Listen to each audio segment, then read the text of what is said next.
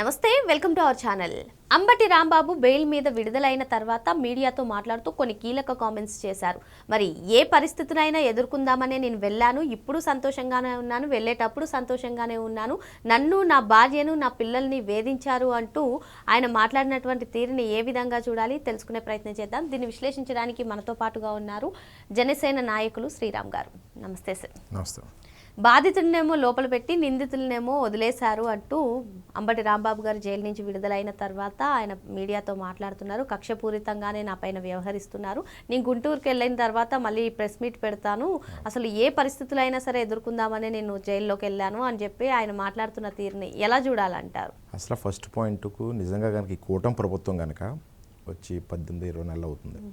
నిజంగా ఈ ఇష్యూనే కాదు, పాత గవర్నమెంట్ లాగా ఏదైతే వైఎస్ఆర్సీపీ గవర్నమెంట్ కక్ష సాధింపు చర్యలు చేస్తే కనుక ఈ 18 రోజులు అంబరం బయటకు వచ్చేవాడు కాదు, సమస్య లేదు. ఇంకా ఎక్కువ కేసులు బనాయించేవారు.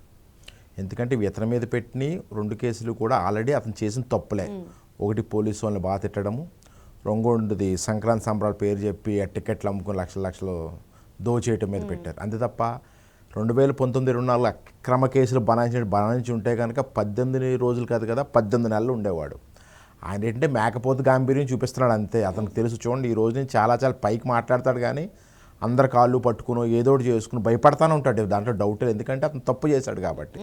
ఏంటంటే ఏదోటి మేకపోతు గాంభీర్యం చూపించాలి, ఏదోటి చెయ్యాలి. అమ్మ నేను సంతోషంగా ఎవరు సంతోషంగా వెళ్తానని జైలుకి నాకు అర్థం కాదు. ఏమైనా స్వాతంత్ర సమరయోధుడు ఈయన ఏమన్నానే ఎంత దారుణంగా తిట్టాడు ఒక ముఖ్యమంత్రిని పట్టుకుని. లేకపోతే వాళ్ళ మీద కొన్ని మాటలు అనకూడదు, మనం కొన్ని బూతులు మాట్లాడి తిట్టిన పరిస్థితి అది.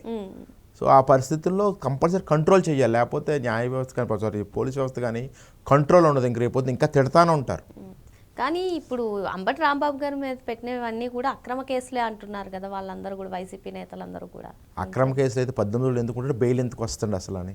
నిజంగా అక్రమ కేసులు అయితే వెంటనే నెక్స్ట్ రోజున వచ్చేద్దుడు. క్లియర్ కట్గా పోలీసులంతా మొత్తం అంతా ఎఫ్ఐఆర్ కానీ ఇవన్నీ క్లియర్గా రాశారు, అన్నీ చూసి. ఇంకో విషయం ఏంటంటే అంబటి రాంబాబు కానీ నిన్న మొన్న తులసిరెడ్డి చూసిన వీళ్ళంతా ఏం చేస్తున్నారంటే కూటమి ప్రభుత్వాన్ని విడదీయాలి, అది ఏదో గొడవ పెట్టుకునో లేకపోతే కులాల మధ్య చిచ్చు పెట్టడమో లేకపోతే కళ్యాణ్ గారిని చంద్రబాబు నాయుడు గారిని విడగొట్టడమో, వీళ్ళంతా ఇదే పని. ఇప్పుడు నేను గుంటూరులో మాట్లాడుతా అంటాడా, స్క్రిప్ట్ రాసుకుంటాడు. మీరు చూడండి కరెక్ట్గా చెప్తున్నాను, గుంటూరులో మళ్ళీ కాపులను ఇది చేశారని ఏదోటి ఎత్తుతాడు. అంటే విచ్ఛిన్నం చేయడానికి ఉన్న కూటను విడగొట్టడమే లక్ష్యం. అంటే నిజంగా ప్రజల క్షేమం కోసం కానీ ప్రజల కోసం కానీ వీళ్ళు ఏమీ చేయరు. నేను చెప్తున్నాను కదా, 5 years కూడా నెగ్గిన 11 మంది ఎమ్మెల్యేలు అవ్వచ్చు, లేకపోతే ఇలాగ ఈయన మాజీ మంత్రి కూడా ఏదన్నా ప్రజల కోసం ఒక్కటి చూపించండి, ప్రజల కోసం ఒక్కటి చేయరండి. వీళ్ళు ఏదైనా విచ్ఛిన్నం చేసి ప్రజల్లో భయాందోళన కలిగించి కూటమి ప్రభుత్వాన్ని విడగొట్టడమే వైఎస్ఆర్సీపీ లక్ష్యం. నా ఇంటిపైన దాడి 7 గంటల పాటు కొనసాగుతూనే ఉంది. మరి టీడీపీ కార్యకర్తలనాలా, గుండాలనాలా, గంజాయి బ్యాచ్ అనాలా అని చెప్పి అంటున్నారు. నిజంగానే అంతలా దాడి చేశారంటారా, ఏం చెప్తారు? అంతలా దాడి చేస్తే ఇల్లు ఉంటుంది ఈయన ఉంటాడు ఏంటి చెప్పండి అసలు అని. ఈయన చేసిన వాక్యాలు అటువంటి ఒకటి మాత్రం ఒప్పుకుంటారంటే క్షణికావేశంలో జరిగింది. ఎందుకంటే మీరు ఆయన మాట్లాడిన వీడియో క్లిప్పులు చూడండి, వీడియో క్లిప్పులు చూసి వెంటనే చూడండి, అబ్బా చాలా తక్కువ చేశారనిపిస్తుంది అనకూడదు. ఎందుకంటే చాలా దారుణాతి దారుణంగా ఒక ముఖ్యమంత్రిని పట్టుకుని కానీ ఒక లొకేషన్ పట్టుకుని కానీ చాలా దారుణంగా సభ్య సమాజం అనుకుని మాటలు అనలేము అలా బయటికి. సో మదర్ను ఉద్దేశించి బూతులు సందర్భం, ఆ సందర్భంలో అక్కడున్న స్థానిక కార్యకర్త తెలియని మాట వాస్తవం. కానీ వీళ్ళకిలాగా పట్టాభి గారిని కానీ ఇంకా వీళ్ళని కానీ మీ చంద్రబాబు ఇంటి మీదకి వెళ్ళి చేసిన దారుణ సంఘటనలు అంటే కంపేర్ చేయకూడదు. ఎందుకంటే అది రాక్షస ప్రభుత్వం గట్రా అలా చేసింది. కూటమి ప్రభుత్వం అభివృద్ధి మంత్రం పాటిస్తూ ఉంటుంది. ఇలాంటి చట్టం తన పని చేసుకుపోతుంది కదా, వాళ్ళకి వదిలేస్తుంది అంటే ఎక్కడ ఎన్ఫోర్స్ చేయదు, వాళ్ళని ఎక్కడ ఇన్ఫ్లుయెన్స్ చేయదు. అందువల్ల 18 రోజులు వచ్చాడు. ఇదే రాక్షస ప్రభుత్వం అయితే 18 రోజులు కాదు 18 నెలలు వచ్చేవాడు డెఫినెట్గా.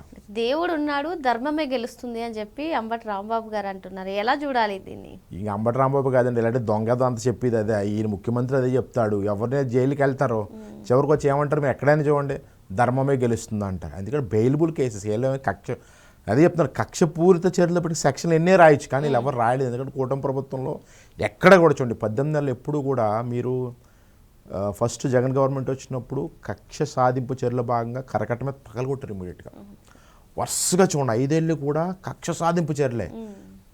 కంపేర్ టు 2024 ఇక్కడ నెగ్గిన తర్వాత మీరు చూడండి ఎప్పుడు కూడా ఎక్కడ ఏ మినిస్టర్ మీద కానీ ఎక్కడా కూడా సమయాన్ని సందర్భంగా బిహేవ్ చేశారు తప్ప ఏమైనా గీత దాటి మరీ టూ మచ్ వాళ్ళకి టైం ఇచ్చారు, వాళ్ళకు ఒక అవకాశం ఇచ్చారు. అంతకుముందు ఎంత వాగినా సరే వాళ్ళకి అవకాశం ఇచ్చారు. అవకాశాన్ని కూడా ఇంకో ఇది కాకుండా ఇంకా ఎక్కువలాగా అంబటి రాంబాబు గారిని కొన్ని చోట్ల ఎవరైనా సరే ఇంకా మితిమీరి మాట్లాడితేనే సందర్భానుసారంగా అక్కడున్న పరిస్థితుల ప్రకారం ఓహో ఇది అతిక్రమించారు, ఏ సెక్షన్లోకి వస్తుంది సెక్షన్ బట్టి కేసులు పెట్టారు తప్ప ఎక్కడా కూడా రాక్షత్వంగా మాత్రం వైఎస్ఆర్సీపీ గవర్నమెంట్ దగ్గర ఎక్కడ చేయలేదు. సార్ ఇప్పుడు అంబటి రాంబాబు మాట్లాడుతూ నాపై పెట్టినటువంటి కేసులన్నీ కూడా బెయిలబుల్ కేసులు అని ఆయనే అంటారు, మరి వైసీపీ నేతలు మాట్లాడుతూ ఈ అక్రమ కేసులు అంటారు. ఎలా చూడాలి ఈ రెండింటిని? అంటే అబద్ధం వాళ్ళకి తెలుస్తుంది కదా, ఏం తెలుసు అదే అంటున్నాను నేను. కావాలనుకుంటే నాన్ బెయిలబుల్ కేసులు పెట్టచ్చు సెక్షన్లో. నిజంగా గవర్నమెంట్ మన చేతిలో ఉన్నప్పుడు రాక్షత్వంగా ఆలోచించి మొత్తం ఆయన అన్నట్టు పోలీసు వాళ్ళు సపోర్ట్ చేస్తున్న ప్రభుత్వానికి, లేకపోతే అక్కడ లాయర్లు సపోర్ట్ చేస్తున్న సెక్షన్లన్నీ రాసేయచ్చు కదా. అక్కడేంటి జరిగిన పరిస్థితుల ప్రకారం ఏమేం కేసులు పెట్టగలదో ఆ కేసులు పెట్టరు. ఆయనే స్వయంగా చెప్తున్నాడు బెయిలబుల్ కేసులని. వీళ్ళు ఏంటంటే ప్రభుత్వాన్ని ఏదోటి అనాలి, ప్రజలకు ఏదోటి రాంగ్ మెసేజ్ ఇవ్వాలి తప్ప అంతకనే ఏం లేదు. ఓకే సార్, మరో అంశంతో మళ్ళీ కలుద్దాం. Thank you sir. Thank you.